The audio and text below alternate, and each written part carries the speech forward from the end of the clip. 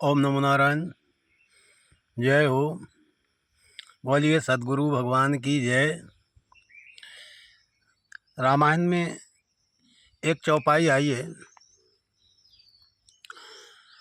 पूजिय विप्र शील गुणहीना, शूद्र न गुण गण ज्ञान प्रवीणा। शूद्र न गुण गण ज्ञान प्रवीणा मतलब ये स्वामी तुलसीदास जी की रामायण गूढ़ रहस्यों से भरी हुई है। बहुत से संत महात्मा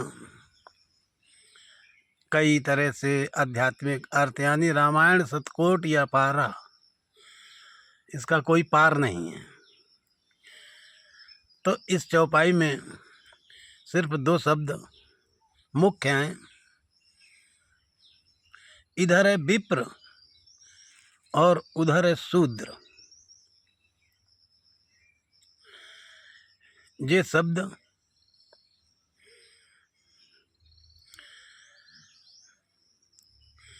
कई तरह से आध्यात्मिक अर्थों में समझे जा सकते हैं।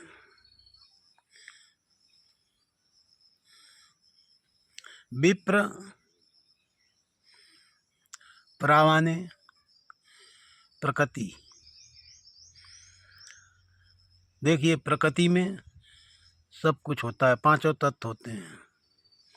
शब्द रूप रस गंध स्पर्श सब होते हैं प्रकृति में। प्रकृति में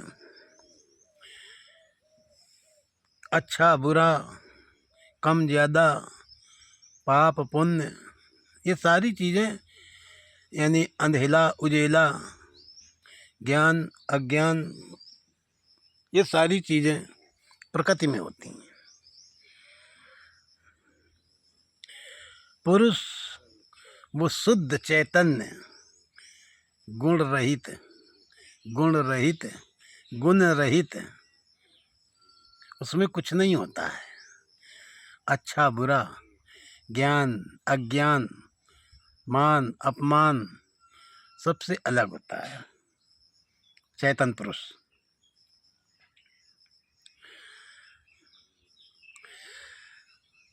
और प्रकृति में ये सारी चीज़ें होती हैं। तो विप्र प्रकृति के जो विपरीत हो, प्रकृति के जो उसके अधिकार में ना चल रहा हो, जो उसको जीत चुका हो, जो उसको अपने हिसाब से चला ले, वही पुरुष या मनुष्य जो प्रकृति को जीत ले, ब्रह्म है। उल्टा चले उसके, कोई भी मनुष्य उसके अधिकार में न रहे, विपरीत चले, उसको बस में रखे, वही विप्र है। अब प्रकृति में तो ये ज्ञान अपमान, मान सम्मान, ये सारी चीज़ें हैं।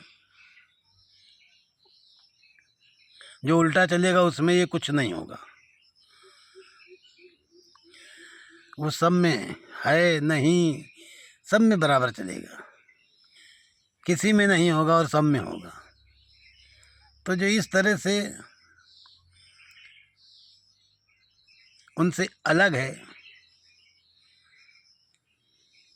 ज्ञान भी नहीं है, शील भी नहीं है, गुण भी नहीं है, ज्ञान गुणहीना, शील गुणहीना नहीं है, अर्थात वो प्रकृति अधीन है उसके, वो मनुष्य, वो विप्र है। और अब हम आप कोई भी हो, हम आप प्रकृति में हैं, अच्छे में बुरे में, मान सम्मान में, हर गुण में गंध में, सब चीज़ में हम लोग हैं, हम प्रकृति में हैं, हम अभी अधूरे हैं, हमें कुछ चाहिए, हम पूर्ण सुखी नहीं हैं। इस संसार में जो प्रकृति से जुड़ा रहता है उसे वो पूरा नहीं हो सकता है। जो प्रकृति से ऊपर उठता है वो पूर्ण होता है। और पूजना, पूरी जानकारी हमको करनी है कि इसमें ऐसी क्षमता कैसे है, वही क्षमता हम में भी आवे। जो विप्र है, प्रकृति के विपरीत हैं, गुण मान सम्मान ज्ञान मान जहाँ कुछ नहीं है, ऐसे ही व्यक्ति को की तो हमको पूर्ण रूप से जानकारी करनी है, उसको हमको पूजना है। और जब हम उसको पूजेंगे तो उसकी कुछ आदतें, कुछ व्यवहार हम भी सीखेंगे, तो हम भी प्रकृति को कभी न कभी उस पर अपना अधिकार कर सकेंगे, हम भी विप्र की तरह हो जाएंगे। तो उसमें कह रहे हैं कि ज्ञान से हीन, शील से हीन, गुणों से हीन कोई व्यक्ति है, प्रकृति के विपरीत है, प्रकृति को जीता हुआ है, प्रकृति को अधीन किए हुए है, ऐसे ही व्यक्ति को पूर्ण रूप से जानकारी करनी है, पूजना है उसको, जो कि वो विप्र है, प्रकृति से उल्टा है। प्रकृति में जैसा हो रहा है वैसा वो नहीं करता है, वो अपने में स्वयं समर्थ है। उसी व्यक्ति की हमको पूर्ण रूप से जानकारी करनी है, उसी की हमको पूजा करनी है। वही स्वामी तुलसीदास जी कह रहे हैं कि ऐसे व्यक्ति की पूजा करनी चाहिए, विप्र की जो विपरीत हो, जो प्रकृति को अधीन कर चुका हो, ऐसे व्यक्ति की पूजा करनी चाहिए जिसमें गुण और मान और सम्मान कुछ ना हो। हमारे भोले बाबा में कुछ नहीं है, गुणातीत है, इसीलिए हम उनको पूज रहे हैं। ऐसा ही संसार में अगर कोई भी व्यक्ति है तो वो विप्र है, हम उसकी पूजा करेंगे, हमें पूजा करनी चाहिए, ये रामायण कह रही है, हम उसको पूजेंगे। अब एक शब्द आ रहा है शूद्र, शूद्र न पूजी गुण गण, शूद्र न पूजी ज्ञान प्रवीणा। मतलब ज्ञान हो अज्ञान हो, जानकारी रखता हो अच्छे बुरे की, सब काहे की, ऐसे व्यक्ति की पूजा नहीं करनी है। जब वो हम भी प्रकृति में हैं, हम भी उसी में हैं, अच्छे बुरे में, अंधकार में हैं, और कोई दूसरा व्यक्ति है वो भी ऐसे में ही है, तो हम उसकी पूजा क्यों करेंगे। और फिर शूद्र दरिद्र, जो दरिद्र हो, दरिद्र तो वही है जिसको कुछ चाहिए, जिसे कुछ नहीं चाहिए वो दरिद्र नहीं है। जिसमें कमी है उसे कुछ चाहिए। दरिद्र किसी कमी से घिरा हुआ है, शूद्र घिरा हुआ है, बंधा हुआ है उसी की बनावट में, वो शूद्र है। उसमें ज्ञान भी है, मान भी है, अच्छा बुरा भी है, दिन रात भी है, यानी प्रकृति की सारी चीज़ें हैं, अच्छी तरह से उनको जानने वाला है। गुणों में है, गुण में भी है, क्योंकि गुणों में प्रवीण है, गुण है तो उसमें प्रवीण भी है। तो ऐसे व्यक्ति की पूजा नहीं करनी, क्योंकि जहाँ वो है इसी प्रकृति से वो अधीन है, प्रकृति के ही बस में है, दरिद्र है। जो प्रकृति के बस में रहता है वो दरिद्र ही रहता है, क्योंकि वहाँ एक चीज़ नाशवान होती है, एक मिलने वाली होती है, इसलिए वो दरिद्र ही रहता है। पुरुष से जो मिलता है वो दरिद्र नहीं रहता है। जो सब में बराबर रहता है।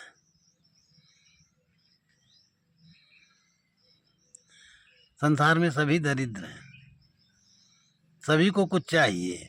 केवल एक ही व्यक्ति ऐसा है जिसे कुछ नहीं चाहिए, जो व्यक्ति केवल राम के चरणों का दास हो। वो दरिद्र नहीं है, वो तो अपने में बहुत बड़ा शहंशाह है, राजा है वो।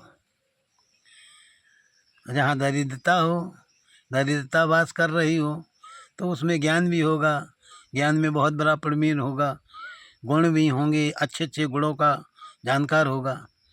तो उन्हीं प्रकृति में तो हम भी रह रहे हैं, हम भी तो थोड़ा बहुत गुणों को जानते हैं। संसार वाले सभी भी कुछ ना कुछ गुणों को जानते हैं, कुछ ना कुछ उनमें कला होती है, किसानी करने की कला, हर हर तरह की कला होती है, गुण होते हैं उनमें। तो जिसमें जो इन चीज़ों में दक्ष हो, पारंगत हो, ज्ञान में, गुण में, हम ऐसे व्यक्ति की पूजा नहीं करेंगे। वही कह रहे हैं, शूद्र न पूजी ज्ञान प्रवीण। शूद्र की पूजा नहीं करनी है, शूद्र को नहीं पूजना है। जो दरिद्र है, जो दरिद्रता से घिरा हुआ है, जिसे कुछ चाहिए, जो गुणों में, अच्छे बुरे, मान सम्मान में, सब में, सबसे घिरा हुआ है, ऐसे व्यक्ति की पूजा करके हमको क्या मिलेगा? उसकी हम जानकारी करेंगे पूरी, तो यही पता लगेगा कि जहाँ हम हैं वहीं वो है। केवल हम इस जगह हैं, हमसे थोड़ी दूरी पर वो है वहीं जहाँ हम हैं वहाँ वो। हम ऐसे व्यक्ति की पूजा करेंगे जो इसमें ना हो, इस पर अधिकार रखता हो, प्रकृति पर अधिकार रखता हो, उसकी हमको पूर्ण जानकारी करनी, उसको हमको पूजना है। पूजने का मतलब है उसकी पूर्ण जानकारी। पूजा का मतलब ही इतना है, पूर्ण है उसको जान लो। परमात्मा ही पूर्ण है, इसीलिए हम उसको जानने की कोशिश करते हैं और चाहते भी हैं। ये परमात्मा पूर्ण है, पूर्ण को ही जानना है, और जानना, पूर्ण को जानना ही पूजा है। किसी क्रिया को करेंगे, वो मंत्र होगा, कोई क्रिया, कोई सलाह, कोई विधि, इसी से हम जानेंगे उस पूर्ण को। लेकिन यहाँ पर जो तुलसीदास जी स्वामी जी ने कहा है, बिल्कुल आध्यात्मिक में बिल्कुल सही कह रहे हैं, लेकिन आदमी, कुछ लोग उसका अर्थ का अनर्थ निकाल देते हैं, वहाँ तक वो पहुँच नहीं पाते हैं। कोई कह देता है राजनीति कर दी, कोई कह देता है कुछ कर दिया, कुछ कहते हैं कि हमको उन्होंने कहीं का नहीं छोड़ा। हम कितने भी ज्ञानी हो जाएं, फिर भी हमारी पूछ नहीं है। और कुछ संसार में ब्राह्मण लोग कहते हैं कि हम कितने भी उच्च रहें, फिर भी हम पूजनीय हैं। भाई, यहाँ पर जन्म जायते शूद्रा, इस बात की बात नहीं। शब्द एक एक शब्द किसी स्थिति पार करने पर ही शब्द का नाम शब्द रखा जाता है। जैसे वशिष्ठ जी हरिश्चंद्र के ज़माने में भी थे, राम के ज़माने में भी थे, कितनी पीढ़ियों बाद। तो एक ये पद है, गुणों के आधार पर रखा जाता है। ऐसे ही एक द्विज, एक ब्राह्मण, एक विप्र शब्द, ये पद है, जिसमें जैसे गुण आ जाते हैं वो उसी के हिसाब से उसकी पूजा होगी। और गुण उसमें नहीं निकल पाते हैं, तो फिर क्यों कहते हैं कि तो वो ऐसा हो गया? इसलिए विप्र को, जो प्रकृति पर शासन कर रहा है, विपरीत है, उल्टा है, उसकी हमें पूर्ण जानकारी करनी है, उसको हमको पूजना है। अब कहेंगे ज्ञान, वहाँ ज्ञान होगा ही नहीं, मान होगा ही नहीं, गुण होंगे ही नहीं, वो नहीं होंगे। अगर है तो फिर वो प्रकृति पर शासन करने वाला नहीं है। वो फिर चाहिए शूद्र में है, चाहिए कुछ, उसमें कुछ होगा, कुछ खालीपना है, वो शूद्र ही में है। तो हमारी समझ में जिनको कुछ चाहिए वो सभी शूद्र में आते हैं, और जिनको कुछ ना चाहिए वो केवल विप्र में आते हैं। बस दो बातों में फैसला, दो बातों में ही अर्थ। जिनको कुछ चाहिए वो सभी शूद्रों में है, जो गुणों से बरत रहा है वो सभी शूद्रों में है, गुणों की जानकारी रख रहा है वो शूद्र ही है। और जो गुणातीत है, जो गुणों में नहीं है, गुण है नहीं, ज्ञान मान है नहीं, ज्ञान अज्ञान नहीं है, मान सम्मान नहीं, वो विप्र है, ब्राह्मण है। क्यों? क्योंकि वही तो ब्रह्म सब में रमण कर पाएगा, सब में बराबर देख पाएगा। गुणों को ना देखते हुए एक समान वही बरतेगा, वही ब्राह्मण है, वही विप्र है। या तो सब पर समान बरत ले ब्राह्मण, और या तो सबके अधीन कर ले विप्र, और या दोनों को, अच्छे और बुरे को दोनों को दृष्टा बन जावे, अच्छा बुरा दोनों को देखने वाला बन जावे। कर नहीं रहा है वही द्विज है, दोनों को जानकार है, अच्छे और बुरे का दोनों का जानकार है, वही द्विज है। जो सब में ब्रह्म में ही केवल रमण कर रहा है, सबको ब्रह्म ही समझ रहा है, वो ब्राह्मण। तो फिर इनमें कहाँ से गुण आ जाएंगे जब ऐसी सोच होगी। और जो उसको अधीन कर ले, प्रकृति को अधीन कर ले और उस पर अपना शासन चलावे, वो विप्र है, उल्टा है, चल रहा है। तो उसी की, जिसे संसार से कुछ चाहिए उसकी पूजा नहीं करनी है। उसमें तो ज्ञान मान सम्मान बहुत अच्छे अच्छे भरे होंगे, बड़े अच्छे अच्छे गुण होंगे, हमें उसको नहीं चाहना है। हमें तो उसको चाहना है जो सब में समान भाव से रह रहा है,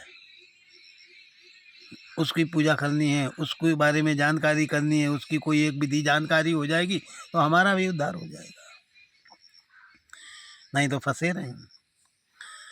तो आज विप्र और ब्राह्मण, विप्र और शूद्र, कैसे इनको कौन है पूजा करनी है, क्या स्वामी जी ने बताया है। हमारे हिसाब से तो ऐसा है कि जिसे कुछ नहीं चाहिए, जिसमें ज्ञान मान सम्मान कुछ नहीं है, वो विप्र है। वो अधीन किए हुए प्रकृति को उसकी पूजा करनी है। और जिसमें दरिद्रता है, चाहिए ज्ञान हो, मान हो, सम्मान हो, गुण हो अच्छे अच्छे, वो शूद्र है। दरिद्रता है, चाहिए ही तो शूद्रता है, भिखारिता है। दाता एक राम, दाम एक देव, दाता देने वाला हो तो सभी भिखारी हैं। चाहिए तो भिखारी को हम अगर पूजा करेंगे तो अपने जैसा हमको भी कटोरा पकड़ा देगा, और क्या करेगा, अपने जैसा हमको भी पकड़ा देगा। और जिसको कुछ नहीं चाहिए उसकी अगर हम जानकारी करेंगे तो अपने जैसा वो बना देगा। जैसे उसको नहीं कुछ चाहिए ऐसा, हमको भी कुछ नहीं चाहिए ऐसा गुण, ऐसा कुछ कर देगा। जब हम उसके सामने समर्पण होंगे तब। वही बता रहे हैं पूजने के लिए, लेकिन इसका कुछ राजनीति में लेकर के गलत कर देते हैं। ऐसा नहीं है, हमारे हिसाब से शूद्र और विप्र का विश्लेषण यही है। ठीक है। ओम नमो नारायण, जय हो।